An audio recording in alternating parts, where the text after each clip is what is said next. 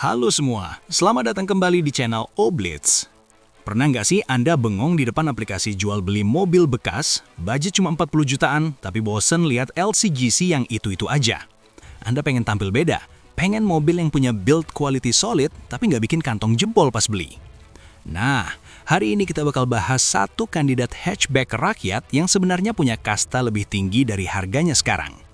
Mobil ini adalah Hyundai Getz. Ya, mobil Korea yang dulu sempat bikin Honda Jazz dan Toyota Yaris keringat dingin pas awal kemunculannya di Indonesia tahun 2003. Bayangin, dengan duit 40 jutaan yang mungkin cuma dapat motor matic bongsar baru, Anda udah bisa dapat mobil dengan desain yang menurut kami timeless. Nggak kelihatan cupu, masih pantas banget diajak nongkrong di mall, apalagi kalau Anda dapat unit yang warnanya centil atau modifikasinya pas. Ngomongin soal eksterior, Getz ini punya aura Eropa yang kental banget.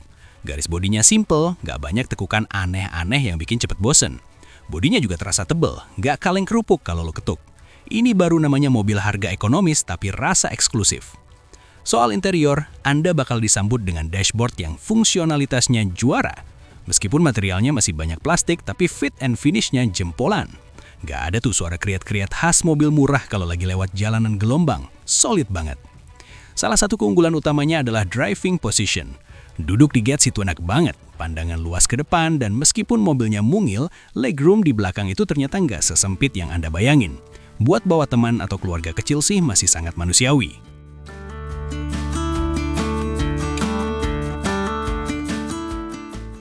Nah, sektor mesin ini yang menarik. Untuk versi awal 1.3 liter SOHC-nya, mesinnya itu tipe yang nurut. Dia nggak minta macam-macam.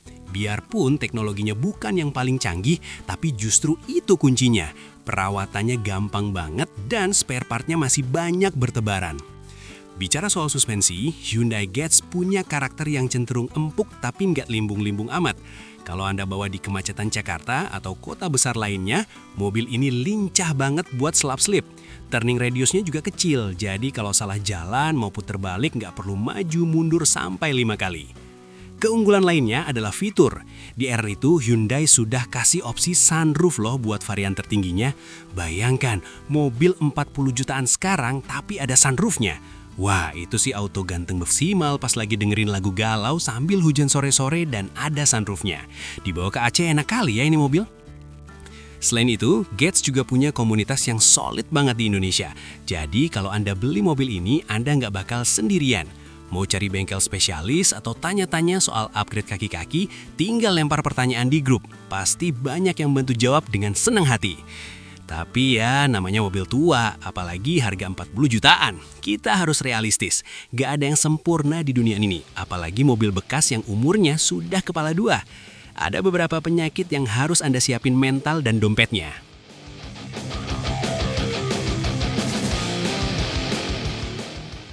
Kelemahan pertama yang paling sering dikeluhkan adalah konsumsi BBM-nya. Untuk ukuran mesin 1300 cc, Getz ini nggak bisa dibilang irit banget. Agak aus kalau dibandingin sama city car modern sekarang. Ya istilahnya dia minta uang makan yang sedikit lebih banyak buat performanya. Lalu ada masalah di sektor kaki-kaki. Karena umurnya sudah tua, biasanya karet-karet bushing, shock breaker, atau tie rod udah mulai minta jajan. Kalau nggak segera dibenehin, rasanya bakal kayak naik gerobak. Bunyi gluduk-gluduk bakal jadi musik latar perjalanan Anda. Masalah teknis lainnya sering muncul di bagian sensor-sensor, terutama sensor crankshaft atau idle speed control. Kalau ini kena, mobil bisa tiba-tiba mati atau RPM-nya naik turun nggak jelas kayak mood gebetan. Cukup bikin panik kalau kejadian di tengah lampu merah.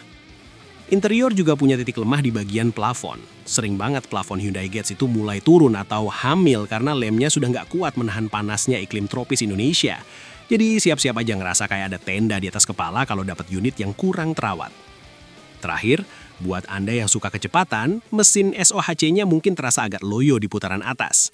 Kalau Anda mau balapan di tol sama mobil-mobil baru, mending urungkan niat deh. Getz ini lebih ke arah mobil komuter yang santai, bukan buat track day dadakan.